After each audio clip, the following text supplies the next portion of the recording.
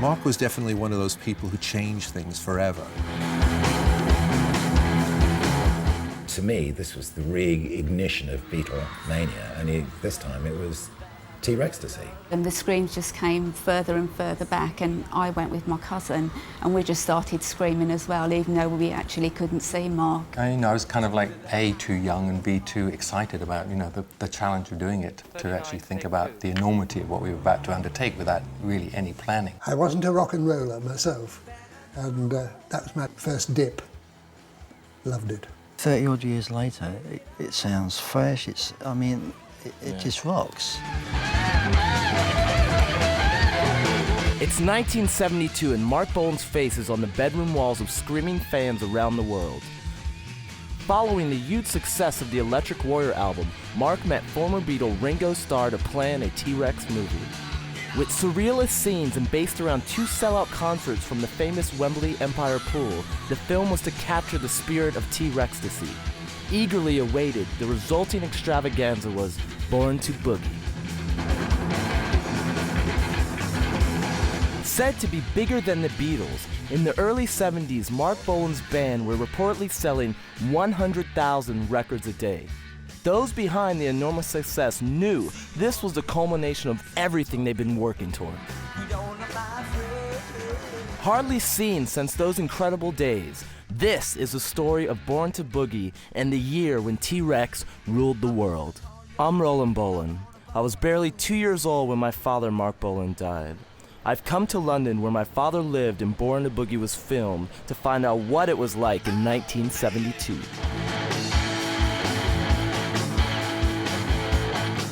Legendary music producer Tony Visconti worked with my dad from the very beginning, famous for producing a roster of hugely successful artists including David Bowie, U2, Thin Lizzy, and the Manic Street Preachers. Tony worked to develop the T-Rex sound and was also a close friend to my father. How long were you working with my father before 1972 and Born To Boogie? Well, I met your father in 1967. And I made the first Tyrannosaurus Rex album with him. I made about a dozen or so albums. I can't keep count because some of them are compilations. But I made all the Tyrannosaurus Rex albums, 5 of them. And I made all the T-Rex albums up until the Zinc Alloy. So there's quite a few. So I knew your dad very well. We started out together in this. When we were making the first albums, we were walking around with holes in our jeans, and it wasn't even fashionable. We just didn't have any other pair of jeans to wear, Yeah. So that's how far back we go. Bob Harris is a British radio institution and presenter of the groundbreaking TV show The Old Grey Whistle Test, a showcase of musical talent in the 70s. Great to meet you. And you too, Roland. Yeah. I've been very much looking forward to this. We didn't manage to meet last time you were in London, did we? Yeah. So to be here now and pay my respects to you and, follow through and see what Mark's son is like. And it's really great to meet you. Wonderful. It's a treat for me because I know you guys were close friends and I know you spent quite a bit of time with him. I guess one of my first questions would be, when did you guys meet? I met him at John Peel's house. I was doing an interview with John, and it was at the time that John was really promoting Tyrannosaurus Rex and promoting Mark. Well, right now there's a group called Tyrannosaurus Rex. Mark Boland is well, there are only 2 in the group, but Mark Boland is the singer, and he was with John's children, who released a number of records and have some records on release right now. John, if he was booked to do a gig, would say, well, I'll do the gig if I can bring Mark and Steve with me, and they can play. Mark decided to go out and form his own little group, just the 2 of them, and he sings very gentle, soft little songs, and one of them's playing right now in the background, and it's very beautiful. Okay, let's have a look. Okay.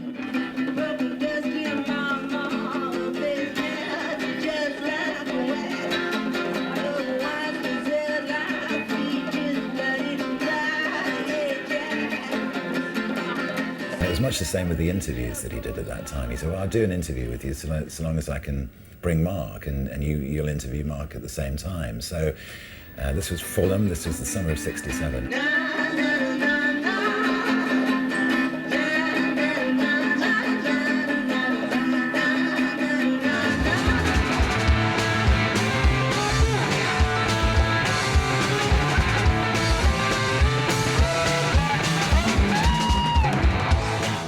When did it become such a rock and roll experience? When your dad started out with the Tyrannosaurus Rex, he would have wanted a rock band right then.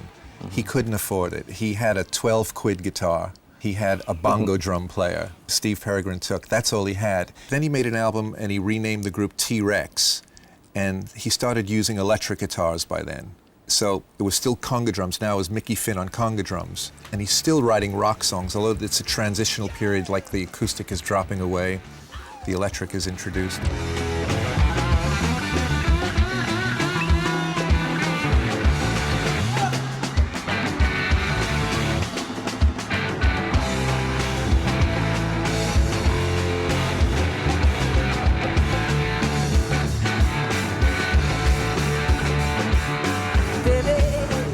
Ride a White Swan, that was his first big hit single, and simply the budget was there now to get some more guys in the band.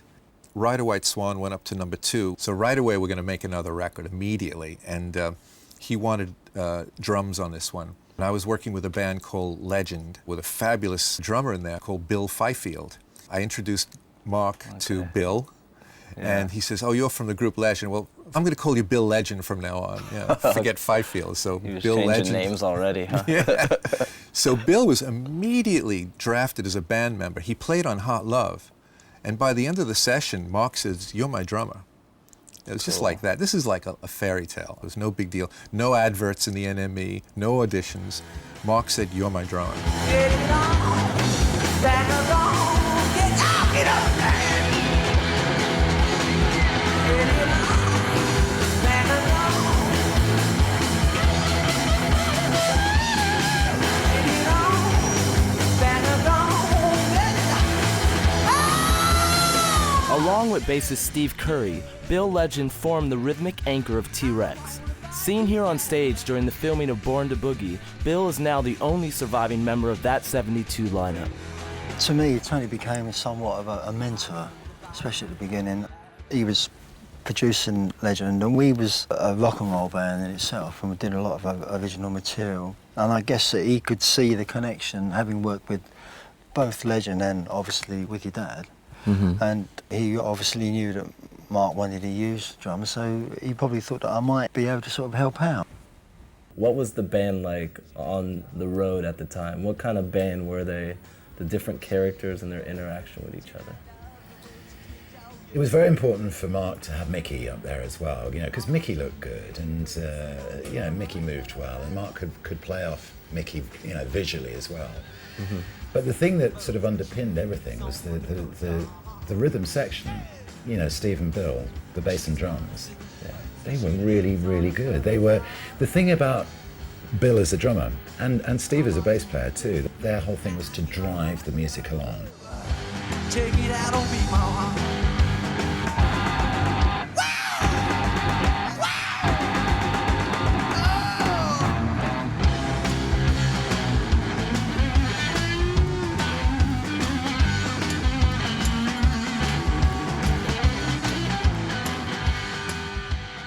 For one gig, I was in T-Rex as the bass player, but waiting in the wings was Steve Curry, and he said, I want Steve to watch you play because I want him to learn the parts from you.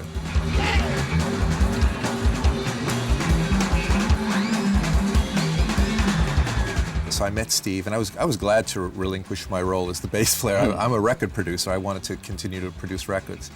And he was in the band right after that gig. So that was the big turning point, and from there on in, it was a T-Rex band that was going to be the band for the next 3 years. Keith Morris was one of my father's favorite photographers. He took the iconic image of Mark on the Tiger used for the film and the Great Hits album. Neighbors in London and close friends, Keith was at the filming of Born To Boogie on stage, camera in hand. Leading up to that show, what was the feeling, the emotion? I mean, at that time, you know, to his fans, Mark could do no wrong. You know, I mean, he was on such a roll. It was unbelievable. I mean, he knew he just release a record, it'd go #1. So being in that position, yeah, he was a very confident young man, you know. He certainly was well in control, and nervousness was not a part of it. The band were very professional. They were a, you know, tight rhythm section that worked well together. and hung the whole thing together on stage. And in some ways I think they're very underrated, particularly Steve Curry, who I think is a phenomenal bass player and would have succeeded in any band, and Bill as well. And they gave really a framework on which Mark could create and you know, play the music as he wrote and saw it and heard it.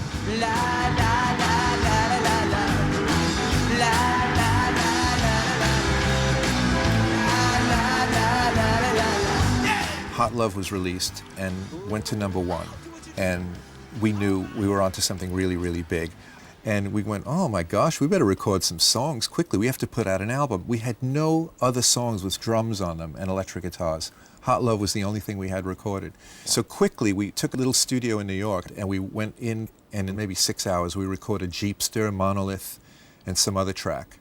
Then they did some more gigs, flew to LA, and we booked a studio for one night and recorded Get It On, Bang a Gong, and a few other great tracks. So in America, we recorded about 6 songs in that short couple of weeks. So we had the makings of a T-Rex album, an electric T-Rex album, drums, bass. This is the band.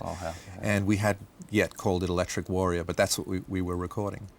Amazing. So that was, right now I'm kind of excited even describing what that era was like. It was a year where Mark could do no wrong. The press loved him, the fans were growing daily.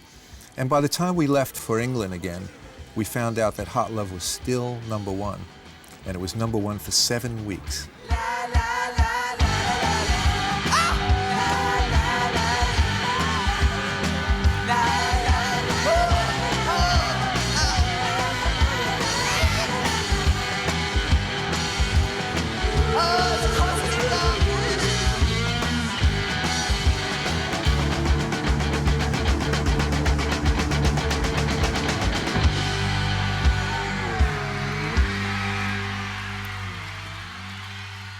As Mark came out on stage, the place just, it was like somebody had detonated this explosion.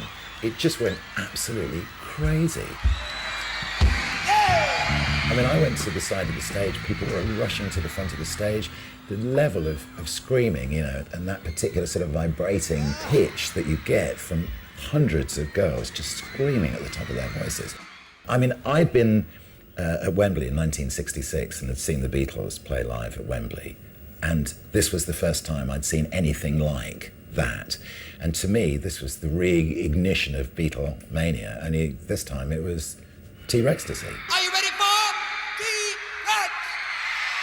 When Mark came on stage, one thing I remember, he walked on and the screams started at the front of the stage, and I was about halfway back.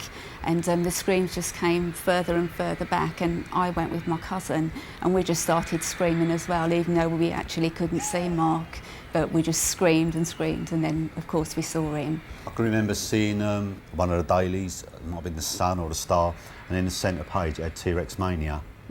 And there was half a dozen shots of the crowd and outside, looking for myself to see I was there, you know, couldn't find it. But I'm sure that was the first time I actually heard that T-Rex Mania. Do you remember that? It was bounding around for a few years. Yeah, it was a lot after that gig. T-Rex-tasy and T-Rex Mania. That's right, yeah. Biggest thing since the Beatles, all those kind of headlines. Well, you know, the press came up with the word T-Rex-tasy, but it was definitely, that was the year that this concert was made. I mean, for about a full year, there was no bigger band than T-Rex. T-Rex fans are the craziest fans I've ever seen. I saw Beatles fans, I saw the fans of other people I worked with, Bowie fans and all that. If they could, and they did, they tried to rip your dad apart.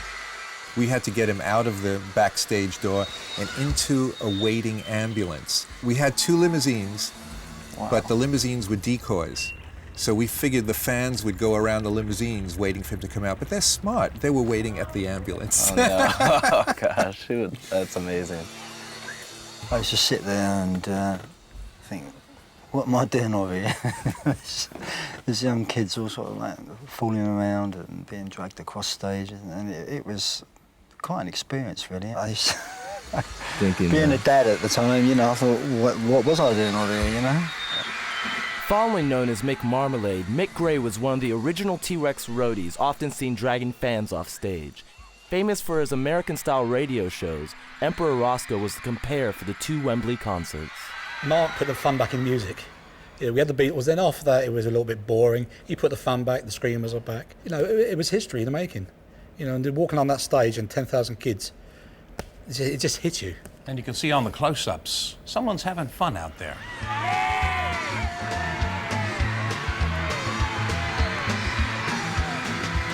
Obviously, at this point, my dad's success has been growing and growing. You mentioned about T-Rex-tasy, and kind of this was the craze, I think, that was all leading up to this Born to Boogie, the 2 concerts at Wembley. So when did you first really see some of this excitement? Well, Mark asked me to compare the first sort of main T-Rex tour. I think would Hot Love have been at #1 about this time? I think it probably would, that we went out for the first time. You just watch these audiences just falling in love with him. And Portsmouth in particular was a precedent setter in many ways, because, there's the concert. The audience go absolutely crazy. 2 encores. We finish up in the dressing rooms backstage. Meanwhile, the auditorium is emptying. And by the time we got to the stage door and we were ready to leave, there was a sort of police corridor that had been set up to try and keep the girls away to enable us to get to the cars. And Mark and I went through this corridor. It broke completely, and girls came at us like this. They managed to get us in the car, and you can imagine the cars are completely surrounded by people. The windscreen wipers, the number plates, everything was getting ripped off these cars, people on the roof. It was absolutely crazy. It was scary. 3 of these cars got written off. And I remember looking at Mark. He had a sort of boa feather thing he'd slung around his neck like this. And I was sitting there thinking, this is amazing. And the expression on Mark's face, it was sort of, yes. Because all these years, you've kind of been building for this moment. Rock on. You feeling all right, yeah? What we're going to do now is play some rock and roll. Some good Hot Love. Ringo admitted that. I think it was this big article, T-Rex were bigger than the Beatles. Even Paul McCartney said that to me. He said, I've never seen anything like this, and wow. This is really, really a big band. This is a big time for them.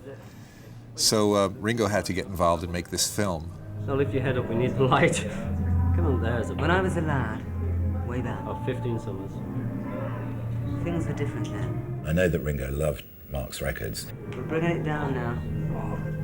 20 fathoms below the knee. In a way, they were rooted in the same place, because Mark was becoming a kind of musicologist, if you like. A fantastic love of the roots of this music. And of course, Ringo was the same. I mean, even now, you look at Ringo, he's an old rock and roller. So the roots of where they were all coming from were the same. Here we have a few of your favourites. Right. Male rock and roll, look who we got here. He's a mean plunker on the piano, says here.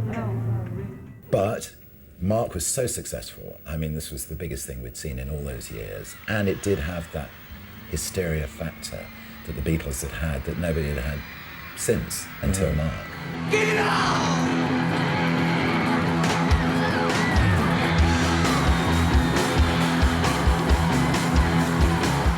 I think Ringo financed the film. He had loads of money.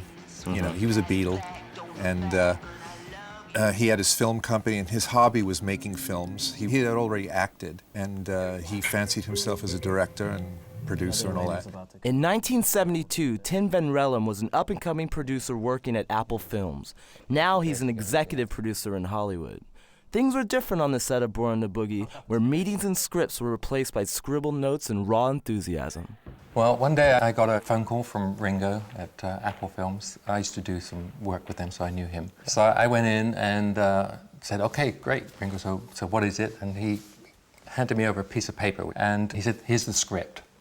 And it was just some various notes, and then he explained to me that what they were doing was a concert with Marc, and that they wanted to have various vignettes in it to break up the concert, that we would go outside and do these sort of little fantasy things that went on. I went on from there, and that's how I kind of started off doing it. I look to the right, it's white. We look to the sky, it's blue. Oh, what are we gonna do? Were you worried when Ringo presented you with this kind of script? No, I don't think I was worried. I was kind of, I guess, a little confused, and it certainly threw me. But I was kind of like A, too young, and B, too excited about, you know, the challenge of doing it, to actually think about the enormity of what we were about to undertake without really any planning. Some people here are getting a bit worried that some of you at the front are getting squashed, so if you could move back a bit. I mean, unless you're all right. Are you all right? If anyone's getting hurt, just give me a wave. There was a plan not to have a plan, and they initially had conversations about, let's make a Fellini-type film. Mark and Ringo were both into Federico Fellini. Yeah. Surrealism was the buzzword in those days. Let's make a surrealistic film, which is probably a euphemism for bullshit. There were some ideas thrown about. For instance, Jeffrey Bolan, who played the butler in the Tea Party scene when Mark wore the big tall hat, that was simply because he loved Catweasel. And for that reason alone, Mark had to write this scene so he can get Jeffrey Bolan. So Jeffrey Bolan could amuse us in between takes and do the Catweasel shtick, you know? Jeffrey Bolan was a classically trained actor. In 1972, he was known and loved by TV audiences for playing a bemused wizard. What were you doing at the time around 1972 when you were approached for Born To Boogie? It's what I was doing that caused me to be there. The Beatles, and as it turned out, Marc, they were followers of a series I was doing for children mainly, called Catweasel. Catweasel was an 11th century wizard. And this day he was escaping from the Normans.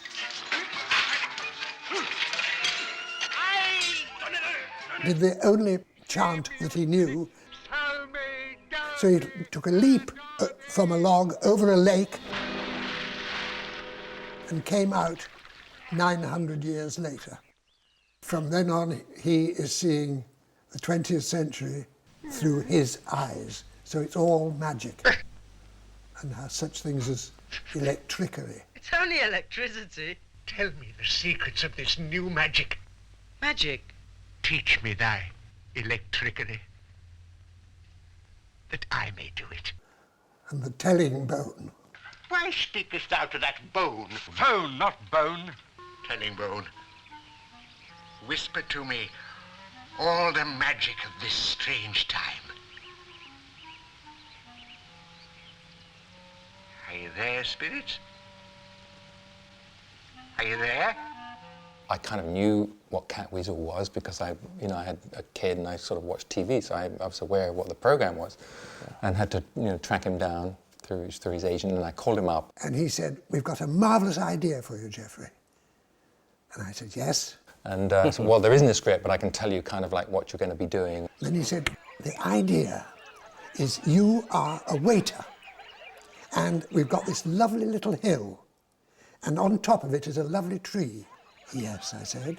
I remember I told him, in fact, that he was going to be having Fortnum and Mason hamburgers because I thought that might kind of like make him feel good that it was high class. He said, "And you are serving hamburgers?"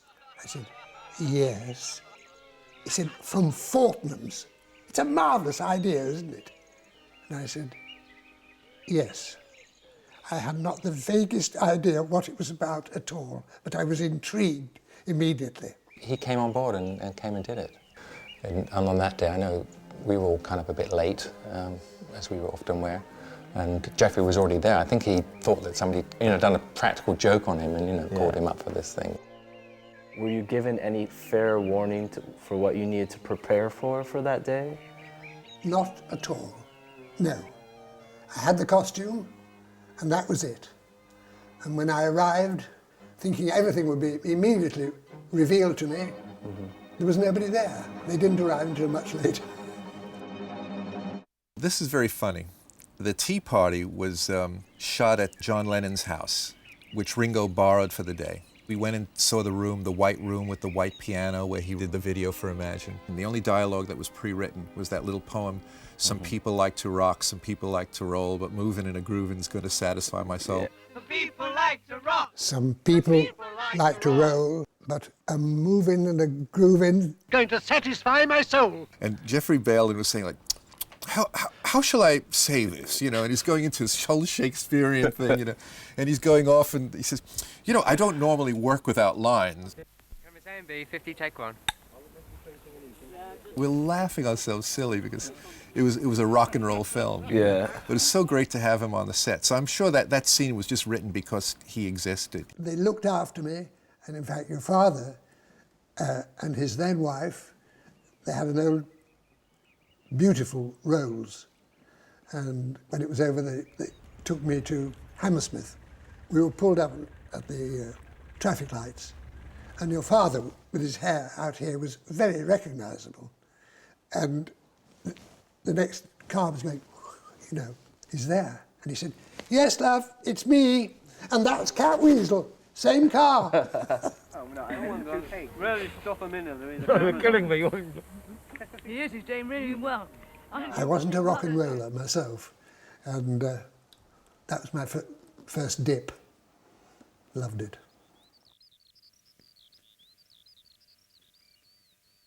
The other scene I remember was where the limo drives along. Ringo and Marc are sitting in the back of the limo and all that. That was just totally improvised.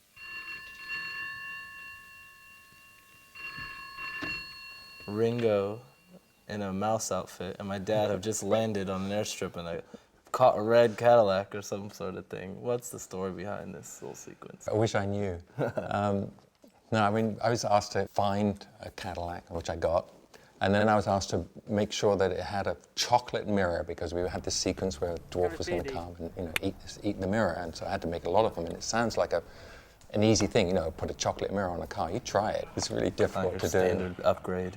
Absolutely. The whole sequence is kind of rather weird because, you've probably seen in the background we have a very large sort of inflatable sausage, which was way before its time. And again, the cardboard cutout. The cutout. My assistant, Dave Strong, was actually marching along, getting orders shouted at him. Come in, bring it in closer, or take it out farther, or move faster to your left. Try not to peek behind it. He works well, that lad. He couldn't see. He couldn't see. He had no idea because he's behind the thing. We didn't even think about drilling a little hole in it because it was so far away. He could have had holes so he could have seen where he was going.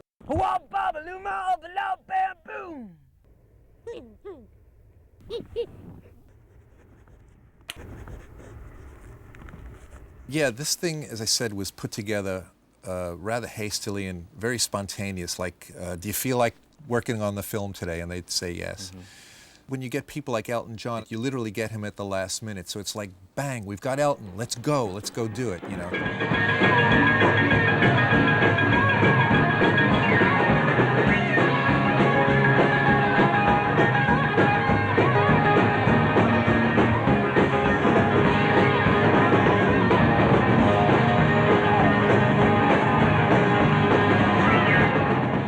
Well, I wasn't aware that they was even going to be there. I turned up at Apple Studio and walked in, and there they were, Ringo sitting at the kit, and they just ended up playing together. Bit of a party time, really, Ringo had the recording studio as a facility, like at his use. He had it on call all the time. That was shot in the basement of Apple Corps, their building that they had at 3 Savile Row. When we did the stuff in the studio, he said, we've got to have all these animals, I want a tiger and I want birds and, and a zebra and, anything we could lay our hands on. And so, out we went. Elton. And Elton, yes, absolutely. Certainly when we were there, we all kind of liked the tiger. It's a pretty magnificent beast. Yeah. And Marc came over to me at one point and said, look, let's do some shots with the tiger because we might find a use for it later and it's such a great tiger. Mm-hmm. And we got it and we've paid to hire it, so let's use it. We did the shots, which he later used on the Hits album. I mean, I've only worked with 2 people off the top of my head that could just ad-lib a photo session without any notice. So you could bang out an album sleeve in 5 to 10 minutes where, often, there's a lot of work goes into it. Mm-hmm. Having that many kind of celebrities in a room or egos in a room, was there tension at times? Or? No, it was amazing. No, because everybody was friends. So, we were all friends together. So, no, absolutely not. No, we were basically having a ball. We were having a really good time. It was kind of quite fun. I mean, even the things like, with Mark inside the grand piano with his head, stuck through. Yeah. And then we had to get this whole grand piano and rip the guts out of it and put a fourth bottom in and put his head through it for him to be singing in that. While Elton was playing away. We actually had fun doing it. It was a blast.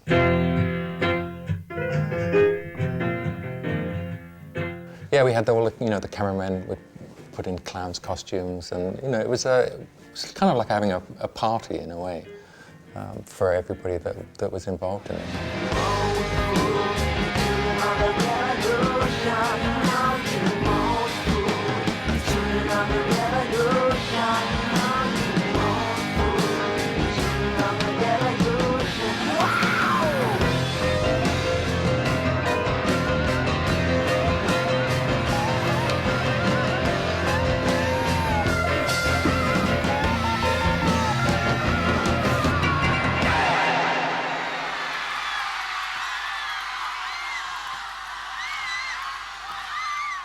We come back from a tour of America.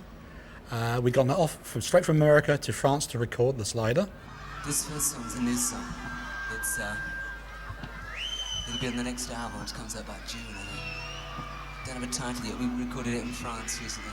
We'd spent a week in a rehearsal studio, which basically was a basement under a estate agents in Tatchput Street in Victoria, probably 10 foot by 10 foot.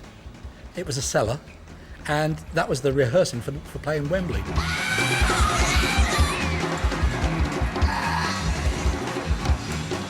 So Wembley, I did have a little more warning. I knew about it 2 days before.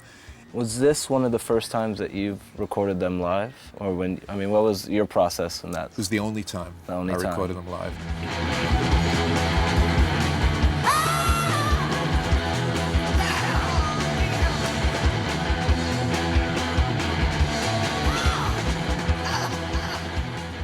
This was the only T-Rex concert recorded on 16-track, where I had to go in the studio and mix it and all that. So it's a rarity. This is a one-off. It's the only thing like it.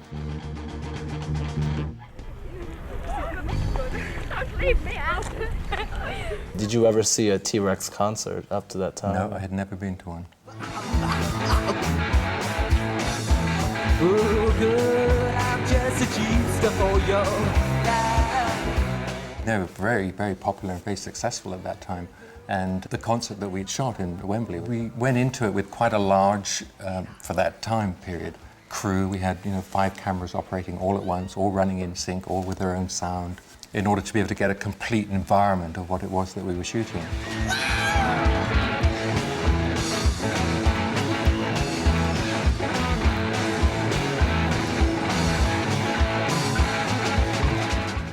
What was exactly the style of it do you think he was going for? Take this kindly. Your dad was arrogant enough to believe that he didn't need anything, no props. Yeah. No props at all. Later on, I think he had a couple of props in the late 70s and all that. But he said, I can go on the stage with my band and I could kill.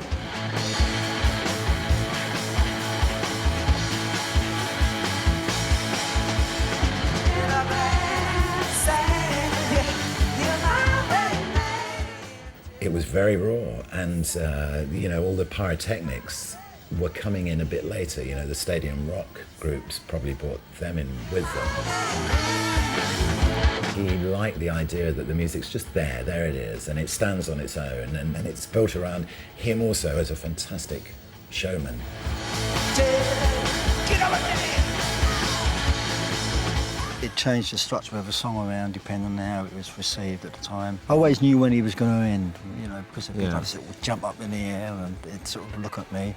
It's amazing when you think that he had all those thousands of people watching him and he was loving it, and that he could turn around and sort of like be serious with me. And for a second. Because it was all controlled. Yeah. Although it was, sort of like it was, crazy, it was still controlled.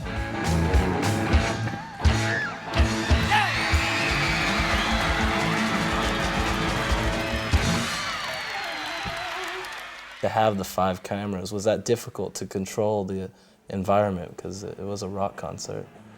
It was Yeah, it was exceedingly difficult. I mean, communication was difficult because the noise level was very, very high. Frank Simons, camera roll 2. Roll 2. You know, from the loudspeakers, there was no health and safety, you know, things. We didn't have ear defenders, and it was difficult to communicate with all the different cameramen. So we had a big meeting beforehand, and laid out and sort of did a rough plan of which camera was going to be doing what, and what areas they would cover so that they wouldn't be filming each other, because otherwise that's what would have been happening. And it actually turned out pretty well, and we did 2 concerts. We did one in the afternoon and then another one in the evening.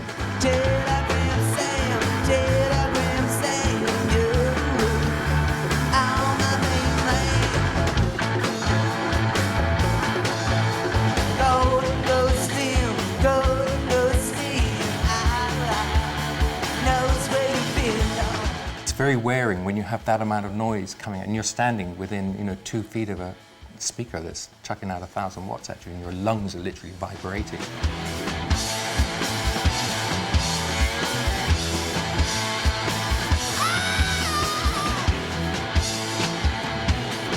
Whose idea was it to actually incorporate the fans into the project? Oh, that was Ringo's idea. He wanted to have, you know, said this is a concert, and part of a concert is the people who come, you know, the audience is part of that concert. So he wanted to see them actually arriving and you know, coming in and saying what they said on film. I wish to make an offer to Ringo Starr. I got that magazine, I had 20 quid in. And to Mark Boland. I also wish to blackmail the British government.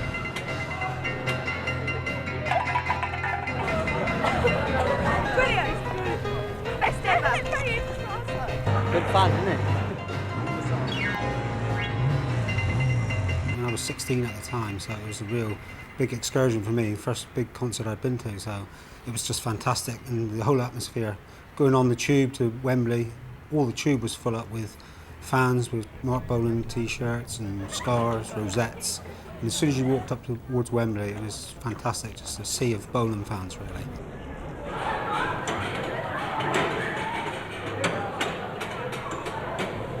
Are you sure you're ready? Are you ready over there? Are you ready down there? Generally, you're trying to lift the atmosphere of the crowd that was already lifted beyond belief anyway.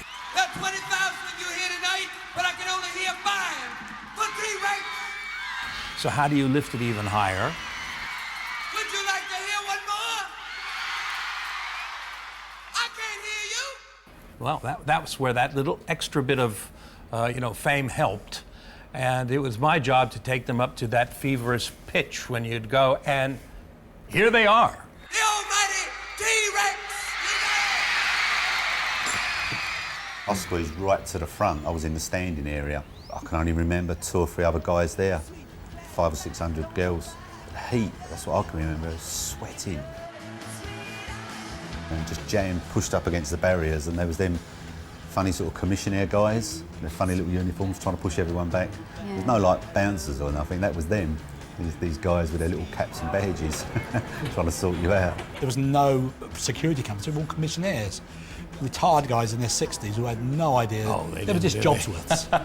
They were funny. Yeah, I remember them as well. They Every time kept we- standing up and they just kept pushing me Pushing to you sit back all down. the I was time, getting yeah. really annoyed. 10,000 kids standing there, and they were picking on the ones in the front row. Sit down, you can't do that. Please sit down. At the end of the night, what was the general feeling? I would say it was one relief, you know, because it was a really big undertaking to do it. And then the next day, when we started looking at the rushes and things, it was like pleasure, because it was good. It looked really good, and we felt that we'd achieved what we'd set out to achieve in terms of capturing that concept. Get up and dance.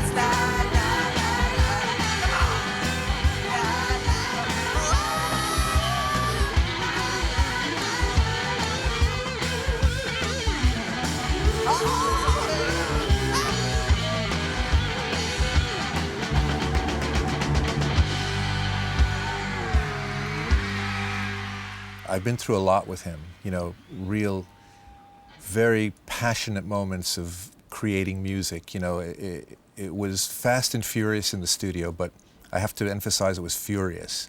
He was like a man on fire in the studio. He would jump around like it was Wembley. It didn't matter if it was just me and an engineer and a couple of friends and all that. He would perform for us just as if he was on the stage at Wembley. He'd look at the other band members and get them excited when he performed. I've never worked with an artist like that in my life. Usually when artists go in the studio, they're all formal and they want all the lights down, they want to drink, have some candles, you know, whatever. They want to create this phony mood. I know, because the studio could be a very sterile place. It's all full of buttons and technology and all that. But Mark didn't care. He didn't care. He was on fire in the studio. Mark was a fantastically attractive person to look at and be around. He had a wonderful sense of humour. He had an impish way about him in that respect, and in particular the eyes. You know, he had a kind of very mischievous kind of look. If he was being humorous or he'd be telling a story, this look would arrive on his face, and it was fantastically endearing. I was dancing when I was 12. To me, as a fan, he was everything that I wanted him to be. You know, whether it was put on or what, he was just always friendly. You know, he made you feel special. He always had time to sign things and have photos taken. We'd have arguments. He even kicked me in the bollocks one day. I mean, that's how it got, you know. Then we'd hug, we'd kiss, we'd make up, you know. We'd get drunk together, you know. He was very articulate, Mark. Had wonderful trains of thought. As I'm sure you know, he was very poetic in inclination. And he was quieter off stage and very personal. I mean, he was one of those people that actually talked to you and looked at you and, you know, was in the room with you, not sort of on some cloud somewhere. Whereas on stage, he was into his rock and roll mode.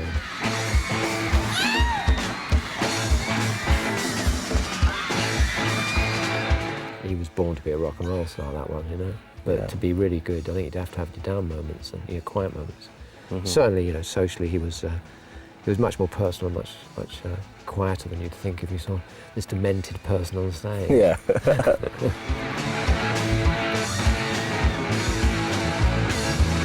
I've taken many pictures of my father. Yeah. What was your favorite shot that you took of him? I've got a lot of favourites, but there's this one which is actually the back of him, and he's walking out of an airport with his top hat on and his granny's fur coat and a bag, and he's just walking out in this alien atmosphere, this one small elf-like person, and it could only be Mark. The sort of spookiest picture, it affected me, it actually was when we were doing Born To Boogie, and we're in the warehouse, and you've got to remember we were quite chummy, so there were times and breaks of shooting, we'd just like hang out and whatever, and we're looking at the car that was used in the film, which is a really nice car, and Mark said, I'll tell you what, you know, take a picture of me behind the wheel of a car, because I've always had this premonition that I would die in a car crash. Yeah. So he got behind the wheel of the car, and as I pressed the button, he just threw his head back and made this sort of very maniacal laugh, and I've got this picture to this day, which is like really, really weird when you look at it and know what actually happened. Oh God, and your fields above us, come and be real for us, you with your mind. Oh yes, you are beautifully fine. Oh God. And I'll tell you, there's not a day goes by I don't think about him. I really, he was just fantastic to work with. I miss him. And I hear this music and I hear like it was recorded yesterday. It's like a part of me doesn't even want to believe he's gone, you know? Yeah. But he's not, he's here. He's fresh and alive in this music.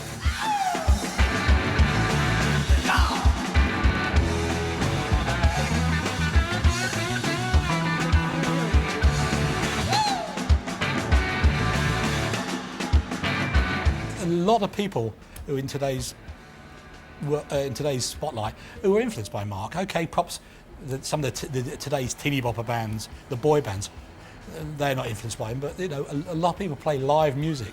I mean, real music. Are still influenced by Mark.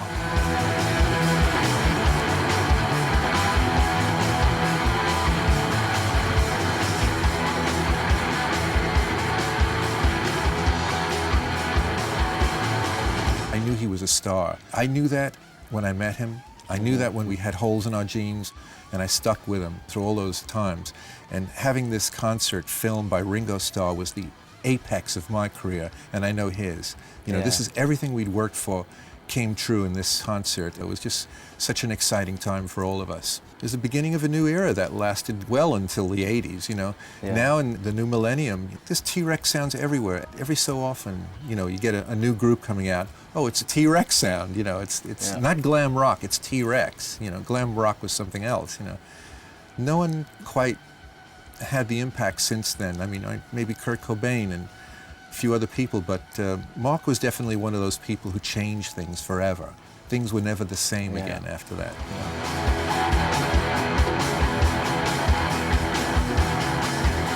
And if you look back on hindsight, you know, I mean, 30 odd years later, it sounds fresh. It just rocks. You know, That's so I it. think the music speaks for itself, and that's the legacy. It's the music. You know, the people may be forgotten, but the music goes on. I know he's one of those people that you meet very occasionally in your life that actually almost knows their destiny. Yeah. You know, I mean, that sounds a bit corny maybe, but I really, you know, something about the guy. He had a lot of perception, a lot of self-knowledge. The whole thing, I have to tell you, right from beginning to end, was actually I think probably even for all the people who worked on it, it was fun. It was an extra. I mean, it's a lot of hard work, but it was really good fun to do. If a band wasn't influenced by Mark, it was either Bowie or Thin Lizzy, or the three of them together. Those three wrote the book on British rock and roll. Yeah. And especially your dad. You know, he changed things in a time when things were pretty drab. Flower power wasn't working for anybody anymore.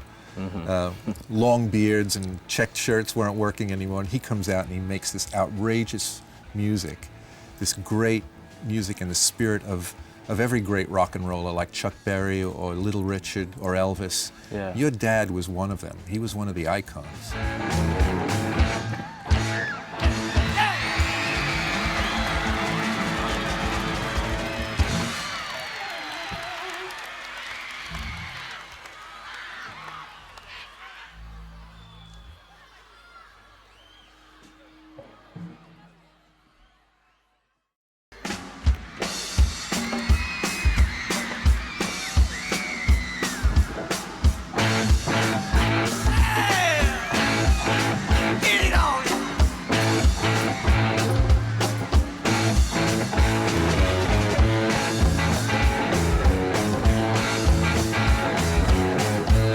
So sweet, you're so fine. I want you all and everything, just to be mine. Show my love, yes you are. Oh girl, I'm just a cheap stuff for you.